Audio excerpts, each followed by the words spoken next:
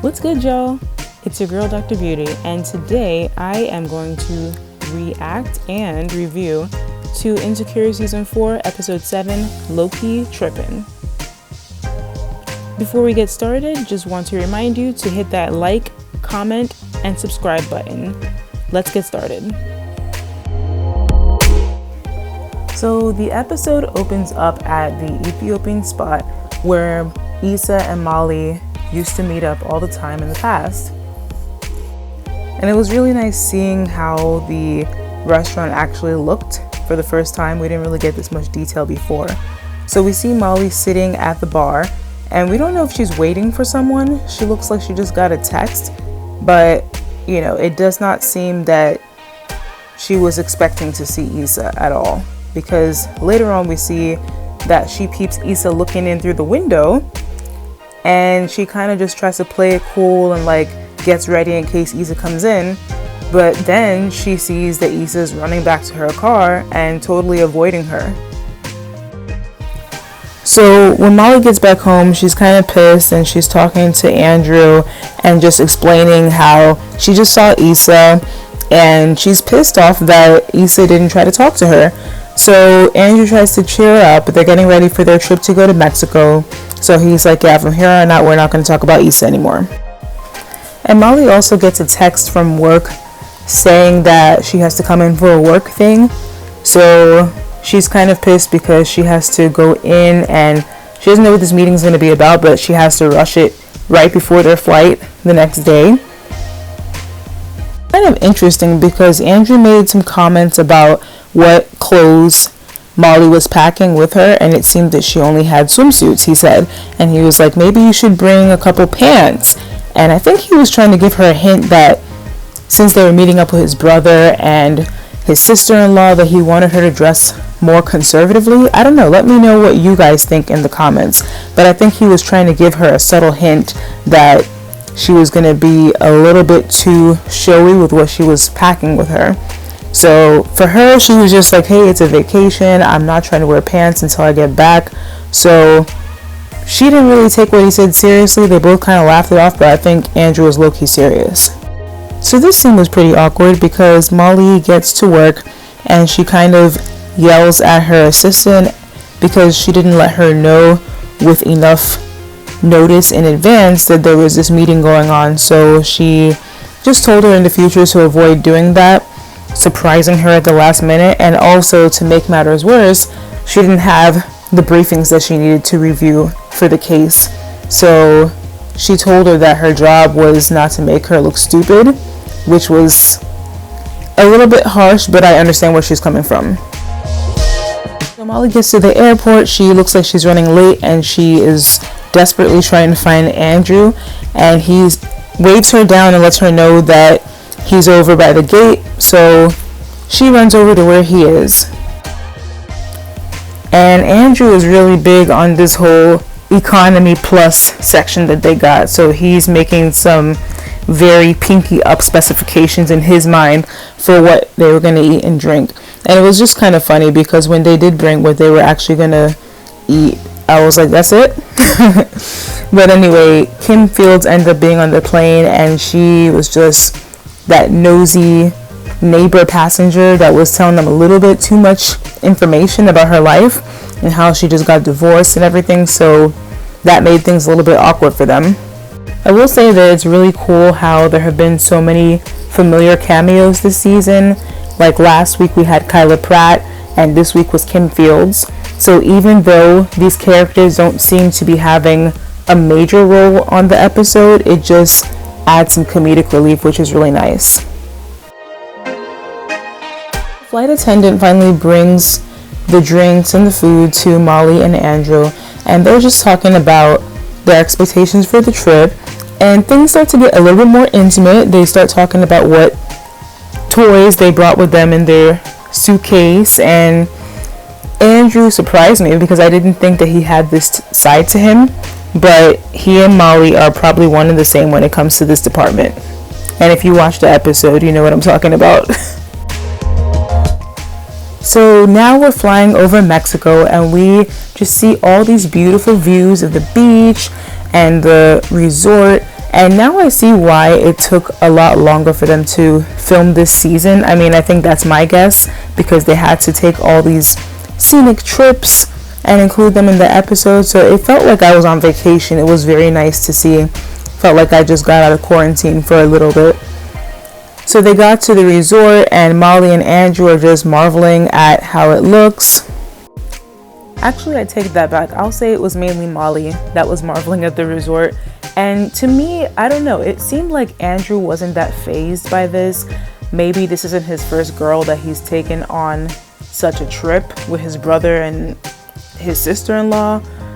There's a lot that we don't know about Andrew, and I remember in the previous episodes, Molly was trying to get a little bit more information from him, and he didn't really want to open up about himself. I think he's low-key rich, and he's not trying to let Molly know about that, but who knows? He could be a scammer too, we never know. So Molly is chopping it up in Spanish, and I was like, you go girl, because usually you see these shows and people get to a new country and are totally confused, but we knew from seasons ago that Molly is well versed in Spanish, so she had no problem handling the situation. And Molly finally gets to meet Andrew's brother, and you can see that Andrew is playing the role of a kid brother, as he should. His brother somewhat planned out this whole vacation, and he has strict plans that he wants them to adhere to, but Molly and Andrew literally just got off a flight and they're hella tired. But Andrew's brother and sister-in-law are just like, hey, we're gonna go for a hike, and we're gonna go for dinner, and we're gonna do all this stuff, and Molly kind of just wants to chill, but she's kind of also trying to fit in well with the family, so she doesn't want to complain too much, so she agrees to it, and she's just going with the flow for now. So Molly and Andrew are heading back to their room, and they hear Finding LaToya has been dubbed in Spanish, and it is so hilarious because Molly just made a funny comment where she said, that girl is internationally lost. I just lost it when she said that. So right here, Molly and Andrew are just comparing what they brought with them to have a little fun and spice up the trip. And it seemed like Molly didn't bring what Andrew was expecting. Like, he was expecting some XXX type content, and she just brought a simple piece of lingerie, and he brought some extra stuff. So, you know, I think she was a little bit discouraged because she seems to be a perfectionist when it comes to this, but they were able to make it work, and they had a very interesting scene on the balcony. So the next morning, Molly and Andrew are going for the hike, and it's literally 3 miles according to Andrew's brother and his fiance.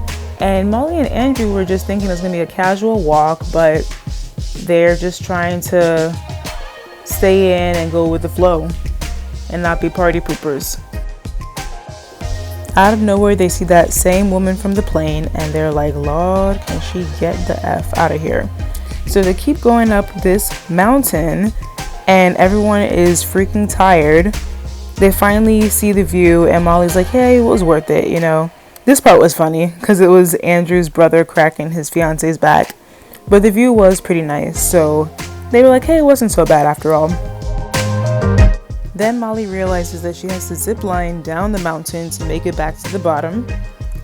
And we see this beautiful, beautiful scene of the beach, and Andrew and Molly and his brother and sister-in-law go out dancing and have dinner. And I don't know if you guys peeped, but there were some moments between Andrew's sister-in-law and Andrew where it seemed like she was trying to flirt with him, and Molly would kind of pull him away. Same thing happened later on in the episode. I'll talk about that later, but I don't know if it was really a thing or if it was Molly's insecurities, but I did peep some weird vibes going on. So they get back to the hotel room, and Andrew is getting a FaceTime call from Nathan. I really wasn't expecting that. So Nathan just asked some dumb question about how he was trying to get into the garage and he needed Andrew's help. And then you could hear Issa's voice over the phone. So Molly kind of threw some shade and she's like, oh, of course she's over there. And Andrew's like, like Nathan was actually going through something mental health related when he apparently ghosted Issa. Molly didn't know that. So it seemed as though at that moment she started to see things from a different perspective. And Andrew was like, hey, whatever's going on between them is going on between them. Let's mind our business and let's just enjoy this vacation, which I totally agreed with. So here was another moment where Andrew's sister-in-law was kind of pressing up on him, and Molly goes over like, okay, this is my man claiming my territory, and somebody splashes water in his sister-in-law's eye. So Molly's like, hey, let me go get you a towel. She goes to get a towel, and the towel girl refuses to give Molly a towel because she doesn't have her key card with her to her room. So the people before her, who happened to be Caucasian, did not get asked for their key card, according to Molly. And now she's like, hey, you're just doing this because I'm black. So Andrew's brother happens to pull up around the corner and sees what's going on, and he gave his key card to the towel girl, and the towel girl gives her towel to Andrew's brother and not Molly, and Molly just snatches out his hand. So I think that kind of demonstrated that Molly did have a point about what was going on. And she storms back to the pool, and when she gets back to the pool, Andrew can tell that she's really pissed off by what just happened. He asks her what's going on, and she tries to explain it to him. And this is when we have a very awkward moment, because Andrew's brother tries to downplay it, and then he's like, well, now's a good time for a debate about pulling out the race card. Are you doing this because you're responding to discrimination in a way that's more confrontational? And the whole logic behind what he was saying was totally not making sense whatsoever. But clearly the conversation starts getting even more heated, because Molly accuses his brother of not really going through the same discrimination that she does. So they start getting loud, and Molly's like, I've had enough of this. She curses him out, and she just leaves the pool because she just doesn't really know how to explain herself in the situation. And it's really hard when you have two different groups of people who both consider themselves minorities but go through different disparities in whatever setting they may be, and they really can't see eye to eye. And this might be an issue that impacts Molly and Andrew's relationship down the road. So Molly's having a lot of trouble sleeping, and she's just thinking about everything that happened that day, and also what Andrew told her about Nathan getting professional help for his mental health. And I think she just has a whole different perspective on how she went about that situation and how she might have contributed to making his situation worse when she told Nathan that Issa didn't want to see him again. So now she's also thinking about the argument that she had with Andrew's brother and worried that she ruined the whole vacation. So the next morning, Molly wakes up and she doesn't see Andrew laying next to her. So it turns out that Andrew actually just went to go get some drinks for both of them first thing in the morning. But what I will say about Molly is it seems as though her relationships always end up being primarily physical. And she can say all she wants that Andrew's not letting her in and she's not getting to know him, but at the same time she's also making it more and more physical. So what do you guys think about that? I know they're on vacation, but it just seems to be the same pattern with her, and I don't remember too many regular conversations that she's had with Andrew aside from her venting about her situation with Issa or work. But it would be nice to see them actually bond as a couple doing other activities. So Molly goes to the beach and she is thinking about everything going on. They had a more chill day because Andrew's brother and fiance ended up going to do their own thing so they could have space. So Molly ends up calling a therapist and setting up an appointment because she feels as though she's having difficulty letting things go, which is true. She's having an issue letting her past hurt go from previous failed relationships, and also the times that she's been mad at Issa. So I think it's definitely a good step in the right direction, and seems like Nathan getting professional help really inspired her to do the same. So Molly and Andrew return to their home airport, and Molly happens to spot Lawrence. Now, it's not really clear if Molly explained to Andrew who Lawrence is. I don't know if they met before in the past. It's been a while, but she just introduces him to Andrew as plain old Lawrence. So Andrew kind of was a little bit skeptical. But now we're wondering, where was Lawrence coming from? And who is he calling when he gets to the airport? He's calling someone to set up a time to meet with them. And if you look at the previews for the next week's episode, we are able to see that that person ends up being Issa. So he's meeting up with Issa. They're just chopping it up. And it seems like she came because he told her he needed to get something off his chest. And she's waiting for that moment. It seems like she's not really into hanging out with him that long because she's back into Nate. And she asks him like, hey, you told me you wanted me to stop by, so what did you want to talk to me about? And that's where the sneak peek cuts off. So what do you guys think Lawrence wants to talk to Issa about? Do you think he wants to get back with her? Do you think he wants to just tell her why he and Condola broke up? Or tell her something new that's happening in his life? I think by his facial expressions, it seems like he wants to get back with Issa. Now the question is, should Issa take him back? Because basically, they broke up. He wasn't really doing anything in terms of getting a job because he felt like, hey, I studied more than the qualifications that these jobs that are available are asking for. I have a whole degree, and that's why he would rather not get a job that he viewed as beneath him.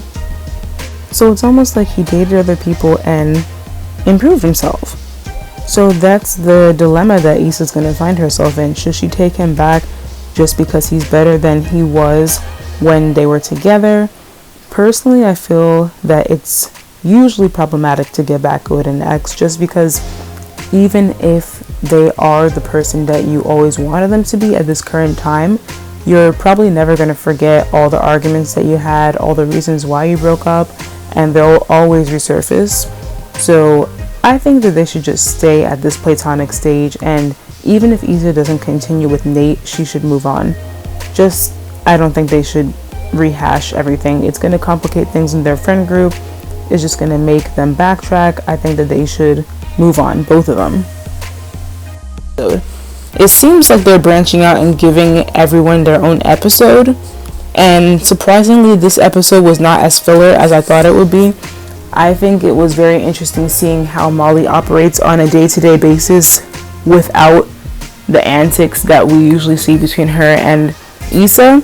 But she still had some issues going on as well, because she is a bold and proud black woman, and when something is offending her or when something's not right, she's going to speak up about it. And I think that she's coming to terms with the fact that some of her relationships may not be able to handle that much realness.